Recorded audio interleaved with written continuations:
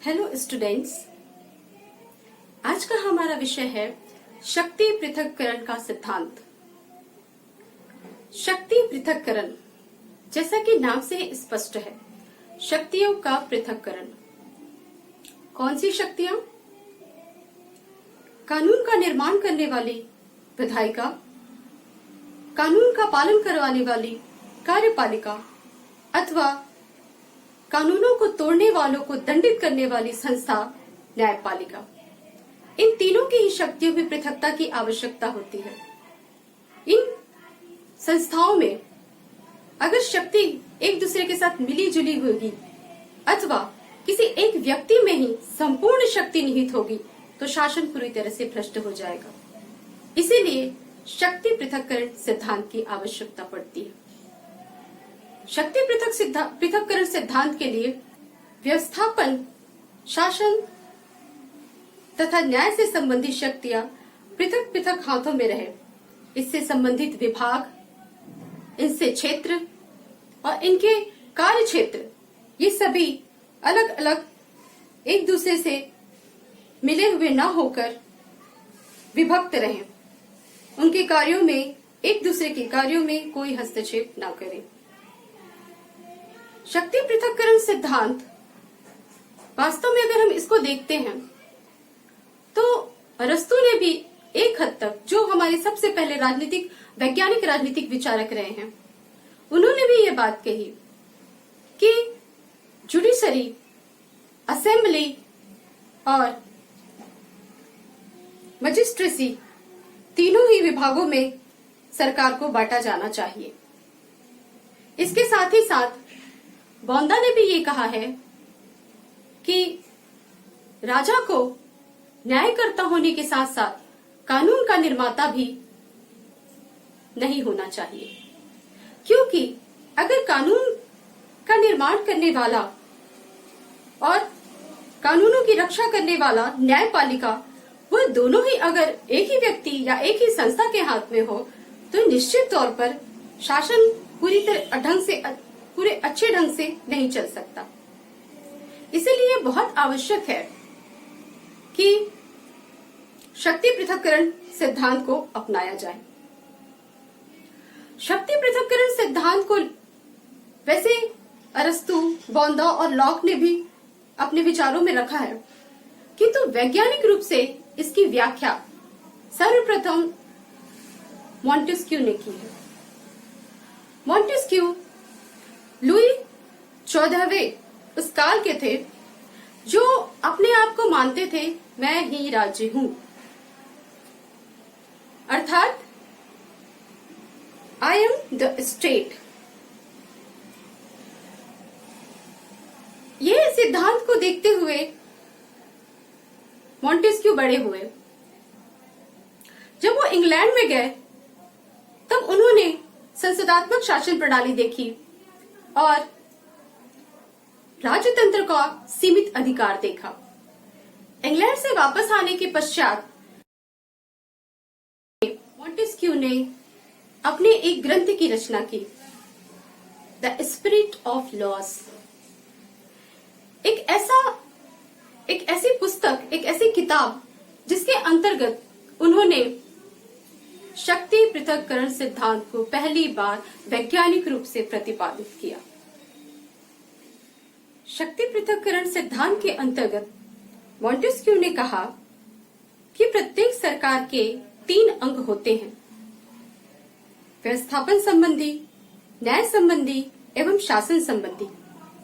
यदि व्यवस्थापिका और कार्यपालिका की शक्तियां एक ही हाथों में केंद्रित हो जाए तो कोई स्वतंत्र नहीं रह सकता, क्योंकि इस बात का भय उत्पन्न हो जाता है कि कहीं राजा और सीनेट अत्याचारी कानून न बनाए अथवा उन्हें अत्याचारी ढंग से लागू न करे। इस तरह अगर न्याय की शक्ति भी व्यवस्थापिका के साथ मिल जाती है, अर्थात कानून बनाने से मिल जाती है, तो निश्चित रूप से नागरिकों की स्वतंत्रताओं की रक्षा नहीं हो सकती। वहीं अगर हम देखें तो न्यायपालिका अगर कार्यपालिका से मिल जाती है तो इस स्थिति में भी कार्यपालिका के साथ रहकर न्यायपालिका भी उतनी ही भ्रष्ट हो जाएगी, और लोगों को ना तो न्याय प्राप्त हो सकेगा और ना ही उनकी स्वतंत्रता की रक्षा होगी, जबकि कानून का पालन करवाने के लिए हिंसक और अत्याचारी प्रयासों का अधिक इस्तेमाल किया जाने लगेगा।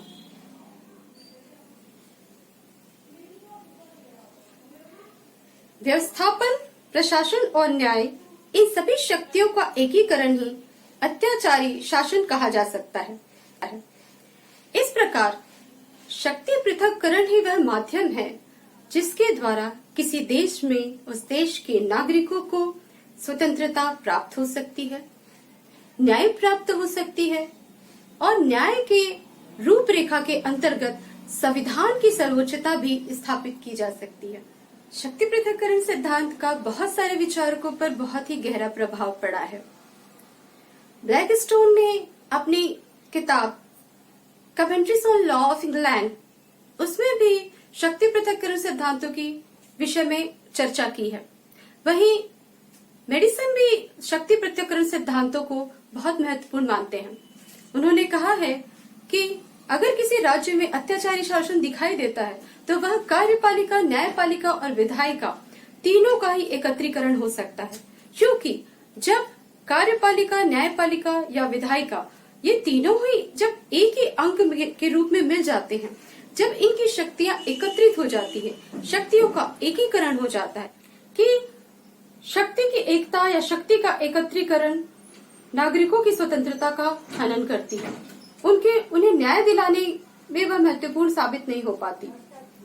न्याय के इस सिद्धांत को अगर सही तरीके से लागू करना है, संविधान की सर्वोच्चता को लागू करना है, तो शक्ति पृथक्करण के इस सिद्धांत को अपनाना बहुत ही अनिवार्य है। इसके साथ ही साथ यह कहा गया कि शक्ति पृथक्करण के बिना कोई सरकार वैधानिक नहीं हो सकती और यही एक कारण है कि कार्यपालिका और न्यायपालिका की शक्ति को अलग अलग करने की वजह से ही प्रशासनिक न्यायालयों की स्थापना फ्रांस में की गई।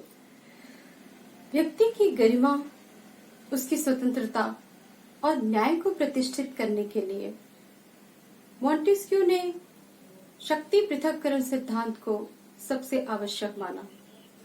सरकार के 3 प्रमुख अंग, विधायिका, कार्यपालिका और न्यायपालिका, अगर इनमें शक्तियों का पृथक्करण न हो तो कहीं न कहीं ये निरंकुश हो जाती है। सरकार के किसी एक अंग में शक्ति अगर अधिक होने लगे तो उसे अवरुद्ध करना सबसे अधिक आवश्यक है, क्योंकि विधायी, कार्यकारी और न्यायिक शक्ति अगर एक व्यक्ति के हाथ में होगी तो शासन को सही तरह से नहीं चलाया जा सकता। मॉन्टेस्क्यू ने शक्ति पृथक्करण सिद्धांत के अंतर्गत कहा कि जब ये सभी सरकार के तीनों अंगों में कार्यों का बंटवारा होगा, शक्तियों का बंटवारा होगा, उनके विभाग अलग अलग कार्य करेंगे, विभागों के साथ साथ उनके क्षेत्र, उनके कार्य क्षेत्र भी बटे होंगे और उनके कार्य भी बटे होंगे, उनकी शक्तियां बटे होंगी। तो इस तरह जब वे एक दूसरे के कार्यों में कोई हस्तक्षेप नहीं कर पाएंगे और जब वे कार्यों में हस्तक्षेप नहीं कर पाएंगे तो प्रशासन में सुदृढ़ता आएगी, नागरिकों को सही न्याय प्राप्त हो सकेगा, उनकी स्वतंत्रता स्थापित हो सकेगी, मानव की गरिमा स्थापित हो सकेगी। अमेरिका में शक्ति पृथक्करण सिद्धांत को बहुत मजबूती से अपनाया है। विधायी, कार्यकारी और न्यायिक शक्तियों तीनों को ही पृथक पृथक रखा है और इसके साथ साथ ही शक्ति पृथक्करण सिद्धांत अवरोध एवं संतुलन के सिद्धांत पर कार्य करता है। अमेरिकी संविधान में अनुच्छेद 1 में विधानमंडल को कानून बनाने का अधिकार देता है, वहीं अनुच्छेद 2 में राष्ट्रपति को कार्यकारी शक्ति प्रदान करता है, वहीं अनुच्छेद 3 एक स्वतंत्र न्यायपालिका को स्थापित करता है। कांग्रेस का निर्वाचन राष्ट्रपति से पृथक रूप में किया जाता है, जो कि विधानमंडल के भाग नहीं होते हैं। कांग्रेस को कानून बनाने की, विधि निर्माण करने की पूरी शक्ति दी गई है। विधि निर्माण का उनको एकाधिकार प्रदान किया गया है और अप्रदत्त सिद्धांत के अनुसार कांग्रेस अपनी इस जिम्मेदारी को किसी संस्था को, किसी एजेंसी को नहीं दे सकती, अर्थात कानून निर्माण की संपूर्ण जिम्मेदारी का कार्य कांग्रेस को करना होगा। वहीं राष्ट्रपति अगर कोई विधेयक वह पारित नहीं करना चाहते हैं तो राष्ट्रपति उस पर वीटो का इस्तेमाल कर सकते हैं और इस तरह वह कांग्रेस पर अपना नियंत्रण रखते हैं। लेकिन कांग्रेस भी किसी सदन के 2/3 बहुमत के द्वारा उस वीटो को समाप्त कर सकती है। न्यायपालिका राष्ट्रपति अथवा कांग्रेस दोनों ही के कृत्यों को असंवैधानिक घोषित कर सकती है। इस प्रकार न्यायपालिका कार्यपालिका अर्थात राष्ट्रपति और कांग्रेस दोनों पर ही नियंत्रण स्थापित कर सकती है। जब दोनों सदनों में स्थगन की तिथि को लेकर असहमति होती है तो ऐसी स्थिति में उत्पन्न हुए विवाद का समाधान राष्ट्रपति करते हैं। इसके साथ साथ ही एक या दोनों सदनों के आपात सत्र को भी आहूत करने का अधिकार राष्ट्रपति के पास। सेना के भी नागरिक कमांडर इन चीफ होते हैं, जो चाहे सेना के हो अथवा नौसेना के।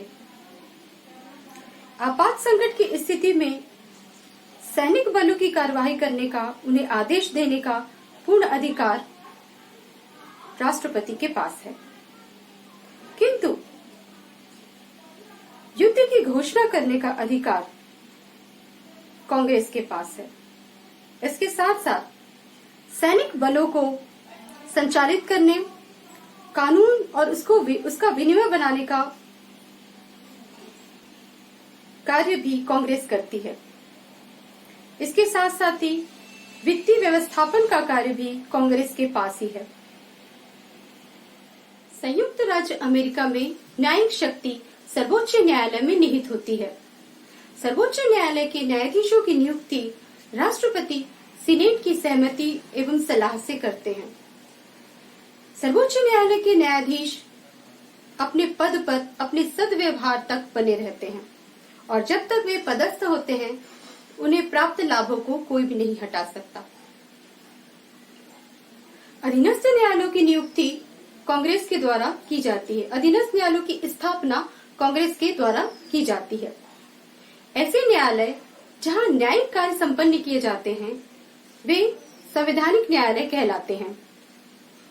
इसके साथ ही ऐसे न्यायालय जो न्यायिक एजेंसी या आयोगों के अनुरूप नहीं होते विधायी न्यायालय कहलाते हैं, जिनके सदस्यों को संवैधानिक न्यायालय के न्यायाधीशों के समान पदावधि की सुरक्षा या लाभ प्राप्त नहीं होते। विधायी न्यायालय संयुक्त राज्य अमेरिका के न्यायिक शक्तियों का निर्वहन नहीं कर सकते। न्यायालय द्वारा न्यायिक समीक्षा की भी व्यवस्था की गई है। न्यायिक समीक्षा के द्वारा न्यायपालिका राष्ट्रपति एवं कांग्रेस पर नियंत्रण रखती है। न्यायिक समीक्षा के द्वारा वह राष्ट्रपति एवं कांग्रेस के द्वारा बनाए गए किसी नियम अथवा विधि को परिभाषित कर सकती है, उसकी पुनर्जांच कर सकती है। किंतु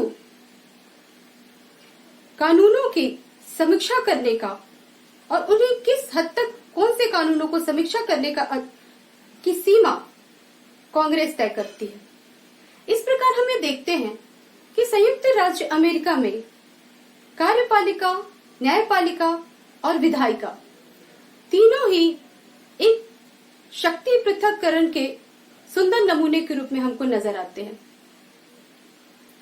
वैश्विक पटल पर इस अवस्था को हम देखें जो अवरोध और संतुलन के सिद्धांत को बहुत ही सही साबित करते हैं। एक शक्ति दूसरी शक्ति का अवरोध भी करती है और दूसरी तरह से संतुलन भी स्थापित करती है। आगे हम देख सकते हैं यूके यानी कि ब्रिटेन की यूनाइटेड किंगडम संसद की सर्वोच्चता की अवधारणा होने के कारण संसद स्वयंभू है, अर्थात वह अपनी पसंद के किसी भी विधान को, किसी भी कानून को लागू कर सकती है। न्यायालय केवल द्वितीय कानून में हस्तक्षेप कर सकती है या उसे नियंत्रित कर सकती है, किंतु प्राथमिक कानूनों को वह शून्य घोषित नहीं कर सकती। द्वितीय कानूनों को भी नियंत्रित तभी कर सकती है जब वो प्राथमिक कानूनों के साथ वह असंगत हो। भारत के परिप्रेक्ष्य में अगर हम शक्ति पृथक्करण पर चर्चा करें तो शक्ति पृथक्करण की ये अवधारणा संविधान में एक लिखित रूप में तो हमें दिखाई नहीं देती है, किंतु व्यवस्थापिका, कार्यपालिका एवं न्यायपालिका इन तीनों के बीच एक सुसंगत रूप से कार्यों का और शक्तियों का बंटवारा किया गया है। सभी के अपने कार्य क्षेत्र हैं और सभी की अपनी शक्तियां हैं। कार्यपालिका, न्यायपालिका और व्यवस्थापिका तीनों ही अपने अपने क्षेत्रों में, अपने अपने विभागों में कार्यों का सही बंटवारा कर उन विभागों के अपने कार्य क्षेत्रों को चलाते हैं। शक्ति पृथक्करण की अवधारणा लिखित रूप में नहीं होने के पश्चात भी एक शक्ति दूसरी शक्ति पर आरोपित होने का प्रयास नहीं करती है। भारत के संविधान के अनुच्छेद 53 और अनुच्छेद 154 के तहत संघ और राज्य की कार्यपालिका शक्ति राष्ट्रपति एवं राज्यपाल में निहित होगी। वहीं संविधान का अनुच्छेद 50 राज्य पर यह दायित्व डालता है कि वह न्यायपालिका को कार्यपालिका से पृथक करने हेतु कदम उठाएगा। दंड प्रक्रिया संहिता 1973 को अधिनियमित किए जाने के पश्चात यह कहा गया कि न्यायिक प्रक्रिया से कार्यपालिका को दूर रखा जाएगा, अर्थात न्यायिक प्रक्रिया से कार्यपालिका के अधिकारियों को दूर रखने का प्रावधान किया गया है। इस प्रकार अगर हम ये देखते हैं कि कार्यपालिका, न्यायपालिका और व्यवस्थापिका इन तीनों के बीच शक्ति का विभाजन किस प्रकार किया गया है, तो हम ये देखते हैं कि भारत में कार्यपालिका विधायिका का ही एक हिस्सा है और अपने संपूर्ण कृत्यों हेतु वह विधायिका के प्रति उत्तरदायी है।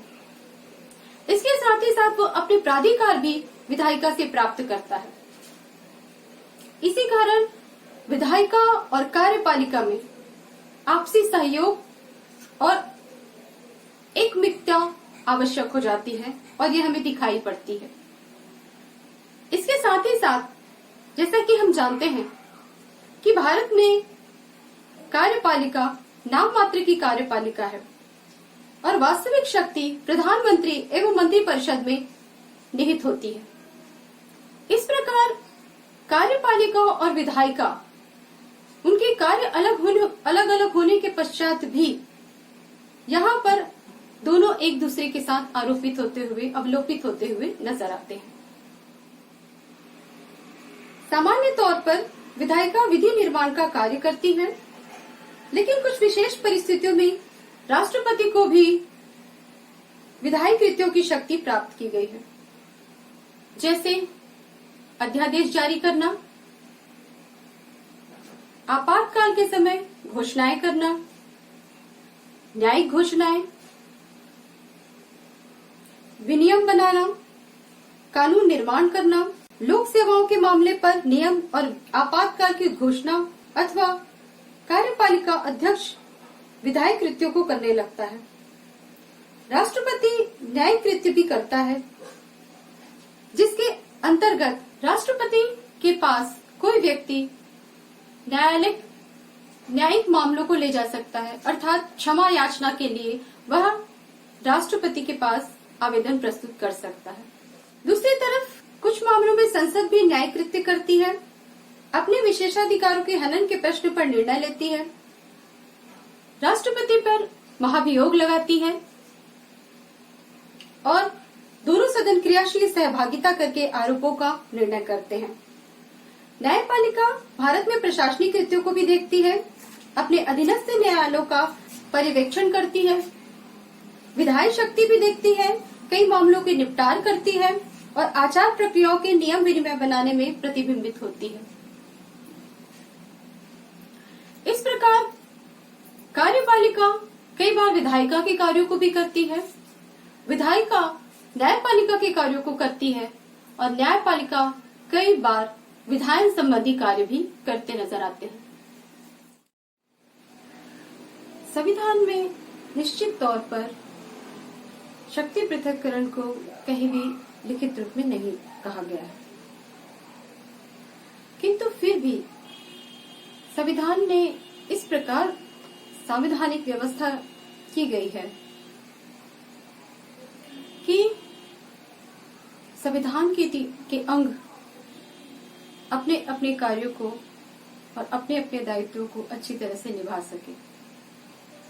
शक्ति पृथक्करण के इस सिद्धांत के कई लाभ हैं। अगर लाभ के विषय में हम चर्चा करें तो शक्ति पृथक्करण सिद्धांत से सबसे पहला लाभ ये है कि नागरिकों को न्याय और स्वतंत्रता की, उनकी सुरक्षा की ये एक गारंटी प्रदान करती है।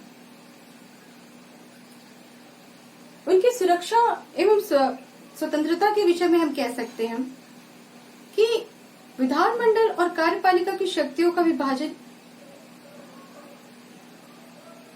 इसलिए आवश्यक है क्योंकि इनके एक ही व्यक्ति के हाथ में आ जाने से इसका बहुत दुष्परिणाम प्राप्त होगा। न्यायपालिका तथा विधानमंडलों की शक्तियों का पृथक्करण इसलिए भी जरूरी है ताकि वे मनमानी कानून न बनाएं और कार्यपालिका तथा न्यायपालिका की शक्तियों को मिला देने से न्याय व्यवस्था पूरी तरह से समाप्त हो जाएगी। जैसा कि मॉन्टेस्क्यू ने कहा है कि तीनों ही अंग, सरकार के तीनों ही अंग कार्यपालिका, न्यायपालिका और व्यवस्थापिका अगर वो एकमिक हो जाएंगे तो शासन को भ्रष्ट होने से कोई नहीं बचा सकता। इसीलिए शक्तियों के केंद्रीकरण के परिणाम स्वरूप निरंकुश और अत्याचारी शासन स्थापित हो जाते हैं।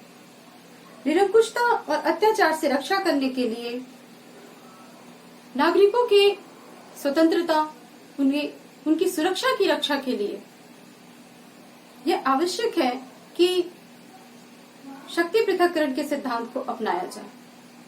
शक्ति पृथक्करण सिद्धांत से प्रशासन में कार्यकुशलता आती है। प्रशासनिक कार्यकुशलता अर्थात सरकार के बहुत सारे काम होते हैं जो किसी एक ही सत्ता से संभव नहीं हो सकते कि वो पूरी तरह से कर पाए। ऐसी स्थिति में सरकार के अलग अलग अंग, अलग अलग विभाग मिलजुल कर आपस में कार्य कर सकते हैं। सरकार के जब अलग अलग विभाग होंगे और अलग अलग क्षेत्र होंगे तो वो बड़ी आसानी से कोई भी कार्य संपन्न कर सकते हैं। इस प्रकार शक्ति पृथक्करण एक बहुत महत्वपूर्ण स्थान अदा करता है। इसके अलावा योग्यताओं को समुचित लाभ मिल सकता है। योग्यताएं जो है, किसी भी एक व्यक्ति में सभी प्रकार की योग्यता नहीं हो सकती। जैसे कि पहले भी कहा गया है कि एक राजा अच्छा न्यायाधीश हो सकता है तो वो अच्छा कानून निर्माण करने वाला भी हो, यह आवश्यक नहीं। और जो अच्छा कानून का निर्माता है वह उतना ही अच्छा न्यायाधीश हो, यह भी आवश्यक नहीं है।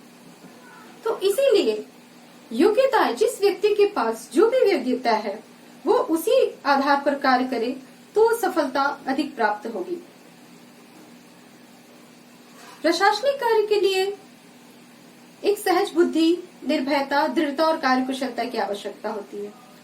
उचित न्याय व्यवस्था के लिए निष्पक्ष, स्थिर और सत्य असत्य में भेद करने की दृष्टि होने वाले व्यक्ति की आवश्यकता होती है। इस प्रकार अलग अलग कार्यों को अलग अलग संपन्न कराने के लिए अन्य बहुत लोगों की आवश्यकता होती है। तो जो व्यक्ति जो कार्य करने में बेहतर है उसे वही कार्य दिया जाना चाहिए। इसके अलावा जब शक्ति पृथक्करण होगा तो सबके कार्य अलग अलग बटे होंगे और जब कार्य अलग अलग होंगे तो कोई दूसरे के कार्य में हस्तक्षेप नहीं करेगा। जिससे प्रशासन के कार्य बहुत ही सहजता और सरलता से, सुगमता से किए जा सकेंगे। वहीं अगर हम शक्ति पृथक्करण की हानियों के बारे में बात करें तो सबसे बड़ी इसकी सीमा ही यही हो गई कि भारत जैसे देश में शक्ति पृथक्करण इतना आसान नहीं है, क्योंकि सरकार एक तरह से आपस में एकता की भावना से कार्य करता है। शासन के अंग जो है आपस में मिलजुल कर कार्य करते हैं। शासन के अंगों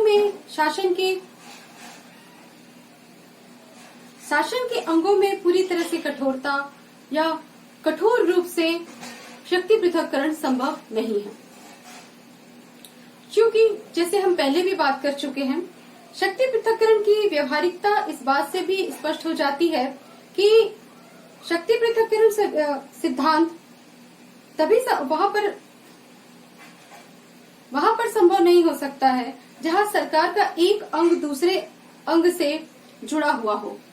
अर्थात अगर ये अंग एक दूसरे से पृथक पृथक रहकर अपना कार्य कर रहे हो तब तो शक्ति पृथक्करण संभव है, अन्यथा शक्ति पृथक्करण बहुत ही मुश्किल हो जाता है। अमेरिकी संघीय व्यवस्थापिका यानी कि कांग्रेस में कानून का निर्माण करने के साथ साथ राष्ट्रपति द्वारा नियुक्ति और संधि पर भी नियंत्रण रखा जाता है। उस पर महाभियोग लगाने का कार्य न्यायिक कार्य संसद करती है। कार्यपालिका और न्यायपालिका तीनों आपस में मिलकर उनके कार्य इतने जटिल हो चुके कि इन जटिल कार्यों को करने के लिए अगर हम ये सोचे कि शक्ति पृथक्करण के माध्यम से केवल एक ही क्षेत्र या एक ही शक्ति, एक ही अंग यह कार्य करे तो संभव नहीं है। शक्ति पृथक्करण के बारे में हम कह सकते हैं कि व्यवस्थापिका कानून निर्माण का कार्य और कार्यपालिका प्रशासन का कार्य ठीक प्रकार से कर सके, इसलिए दोनों के बीच सहयोग आवश्यक है। इसके साथ साथ हम ये कह सकते हैं कि कानून निर्माण का कार्य इतना ज्यादा जटिल हो गया है कि उन्हीं लोगों को यह ज्ञात होता है जो शासन या उस विभाग से संबंधित होते हैं। इसलिए उचित कानूनों के निर्माण हेतु भी व्यवस्थापिका को कार्यपालिका का सहयोग नितांत आवश्यक हो जाता है। जनता से संपर्क के कारण जनता के विचारों को, उनकी आवश्यकताओं को व्यवस्थापिका के सदस्य ही बहुत अच्छी तरह से जान पाते हैं।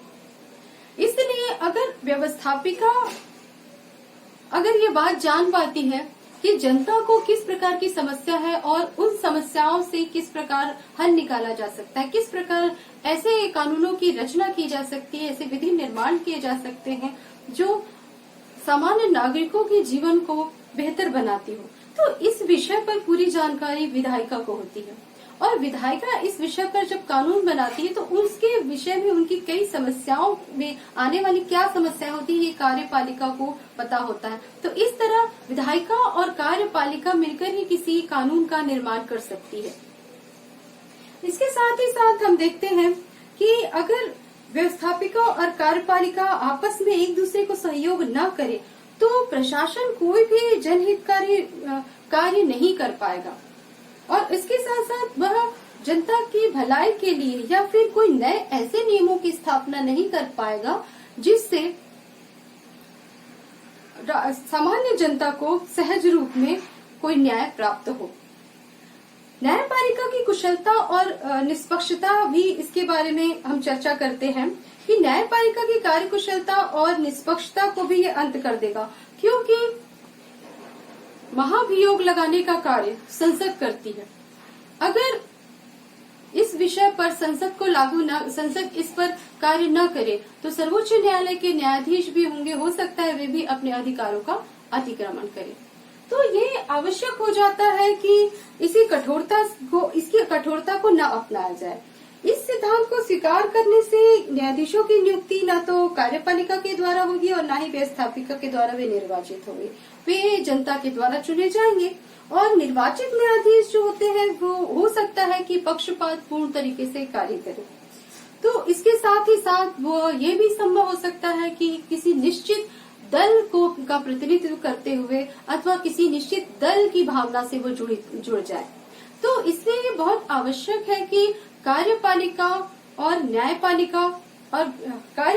व्यवस्थापिका और न्यायपालिका एक दूसरे के साथ जुड़े हुए रहें, क्योंकि न्यायपालिका अगर इस तरह की कोई भ्रष्ट आचरण करती है, कोई ऐसा कार्य करती है जो संसद की, जो संविधान की मूल भावना के अनुकूल नहीं है, तो उस मूल भावना के अनुकूल नहीं होने के कारण उस पर महाभियोग लगा सकती है। तो इस प्रकार हम ये देखते हैं कि सरकार की न्यायपालिका की कुशलता और उसकी निष्पक्षता, उसकी अखंडता भी शक्ति पृथक्करण के सिद्धांत के विपरीत बैठती है। तो हम ये बता सकते हैं कि शक्ति पृथक्करण सिद्धांत का जो है किसी पूरी तरह से ऐतिहासिक दृष्टिकोण हमें नजर नहीं आता। मॉन्टेस्क्यू ने कहा कि इंग्लैंड में तत्कालिक शासन पद्धति जो थी वह संसदीय पद्धति थी, किंतु हम जैसे पहले ही जानते हैं कि इंग्लैंड की प्रथा में ही संसद की अवधारणा समाई हुई है। हम पहले ही जानते हैं कि ब्रिटेन का संविधान अलिखित संविधान है जो रीतियों और प्रथाओं से चला आता आया है। तो इस प्रकार हम देखते हैं कि पृथक्करण जो शक्ति पृथक्करण का सिद्धांत है वह उस पर आधारित नहीं है। उससे पहले भी इंग्लैंड में यह संस्था चलती आई है और शासन व्यवस्था, व्यवस्थापिका और कार्यपालिका के परस्पर घनिष्ठ संबंध, आपस में सहयोग की भावना से ही इंग्लैंड में एक बहुत अच्छी व्यवस्था की स्थापना की गई। तो ये कहना कि शक्ति पृथक्करण जो सिद्धांत है वह इंग्लैंड में देखा गया या उसकी वजह से वहां पर व्यवस्था बहुत अच्छी है, यह उतना ऐतिहासिक दृष्टि से सही नहीं जान पड़ता है। जैसा कि हम देखते हैं कि भारत में कठोर रूप से शक्ति पृथक्करण के सिद्धांत को नहीं अपनाया है। इसके पीछे बहुत सारे कारण हैं। कई सारे कारणों की वजह से यह संभव नहीं हो पाया कि एक कठोर रूप से शक्ति पृथक्करण के सिद्धांत को अपनाया जाए। जैसे कि राष्ट्रपति, प्रधानमंत्री, मंत्रिपरिषद, न्यायाधीशों आदि की नियुक्ति करता है, अर्थात उनकी नियुक्ति करने का अधिकार राष्ट्रपति को प्राप्त होता है। इसके साथ ही यह विधेयकों को अपनी स्वीकृति प्रदान करते हुए विधायी शक्तियों का भी उपयोग करता है। यदि कोई कानून संवैधानिक व्यवस्था के विपरीत हो तो उन कानूनों को वो अवैध घोषित कर सकती है। न्यायपालिका कभी कभी विधि निर्माण और कार्यान्वयन के क्षेत्र में भी हस्तक्षेप कर सकती है। कार्यपालिका संसदीय प्रणाली में विधायिका का एक भाग है। यह विधायिका द्वारा प्रत्यायोजित किए जाने पर अधीनस्थ कानून निर्माण की शक्तियों का प्रयोग करती है। इसके साथ ही साथ राज्य के तीनों अंगों के मध्य सीमाएं पूरी तरह से अस्पष्ट है। इसे स्पष्ट कर पाना संभव नहीं है कि यह संभव नहीं है कि कार्यपालिका केवल यही कार्य करेगी और उसकी सीमा रेखा खींच ली जाए, अथवा न्यायपालिका को केवल इतने ही कार्यों को करना है, अथवा विधायिका अपनी कुछ निर्धारित कार्यों को ही करेगी। यह सीमा रेखा खींच पाना संभव नहीं है। भारत में अवरोध और संतुलन के सिद्धांत, जैसा कि हमने अमेरिका के सिद्धांत की बात किया जो शक्ति पृथक्करण सिद्धांत के अंतर्गत अवरोध एवं संतुलन के सिद्धांत को फॉलो करती है, को अपनाती है, उसी प्रकार भारत में भी कार्यपालिका लोकसभा के प्रति उत्तरदायी होती है। जैसे कि कह सकते कि कार्यपालिका द्वारा बजट को पारित करवाने या संचित निधि से भुगतान को प्राधिकृत करवाने और विधायिका के अनुमोदन की उनको आवश्यकता है। इसके साथ हम कह सकते हैं कि न्यायपालिका संविधान की व्याख्या करने का कार्य करती है, क्योंकि जैसे वह देखती है कि जनता के अधिकारों का हनन हो रहा है या नागरिकों के मौलिक अधिकारों की संरक्षक के रूप में न्यायपालिका कार्य करती है। नागरिकों के अधिकारों की रक्षा के रूप में संरक्षक के रूप में न्यायपालिका कार्य करती है।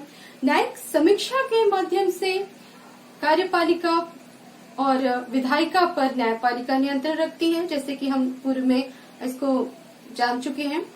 इसके साथ ही साथ न्यायपालिका जो होती है वह उनके कार्यपालिका और विधायिका की कृत्यों पर अपने आदेश सुना सकती है। पूर्व में बनाए गए अगर विधायिका के कोई नियम है या फिर कार्यपालिका के द्वारा कोई आदेशिक कानून है तो उन कानूनों को अगर देखती है कि संविधान की मूल अवधारणा के विपरीत है अथवा संविधान की मूल अवधारणा के तहत वो कानून नहीं है तो वो उन्हें रोक सकती है।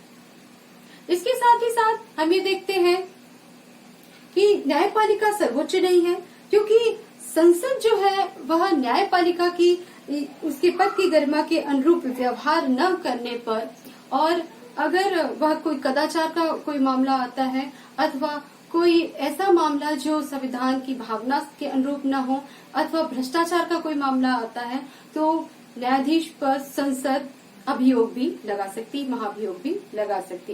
तो इस प्रकार हम देखते हैं कि अवरोध और संतुलन का सिद्धांत जो अमेरिका में ने अपनाया है, उसी प्रकार भारत में भी इस सिद्धांत को बहुत ही सुंदरता से अपनाया। वास्तव में हम ये कह सकते हैं कि शक्ति पृथक्करण सिद्धांत का अर्थ कठोर रूप से शक्ति के अलगाव से नहीं है, अर्थात सीमा रेखा खींच देने से शक्तियों का पृथक्करण संभव नहीं है, खासतौर से भारत जैसे विशाल देश में। तो शक्ति पृथक्करण सिद्धांत की भावना, मूल भावना हम ये समझ पाते हैं कि शक्ति पृथक्करण अर्थात संविधान से प्रदत्त जो अंग है, जो शासन के सरकार के तीनों अंग हैं, वो तीनों अंग एक दूसरे का सहयोग करें, अपने अपने क्षेत्र में कार्य करें और जो शक्तियां उन्हें संविधान के द्वारा प्राप्त हैं, उन शक्तियों का उपयोग वे सर्वजन हित के लिए करें। इसके साथ ही साथ यह जो सीमा रेखा है उस सीमा का रेखा का उल्लंघन न करे, अर्थात एक अनुचित हस्तक्षेप।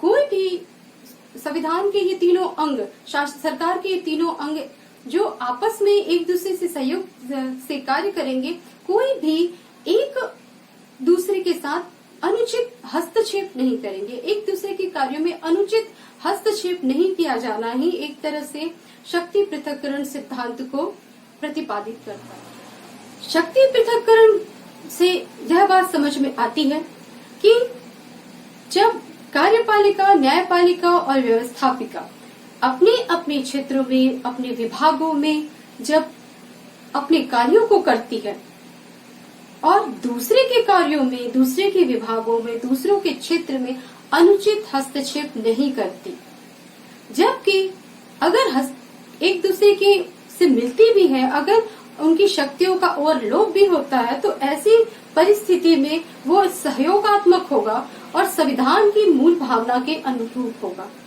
तो इस प्रकार शक्ति पृथक्करण सिद्धांत जो हमारे देश में है वह एक तरह से अवरोध और संतुलन के सिद्धांत के आधार पर कार्य करता है।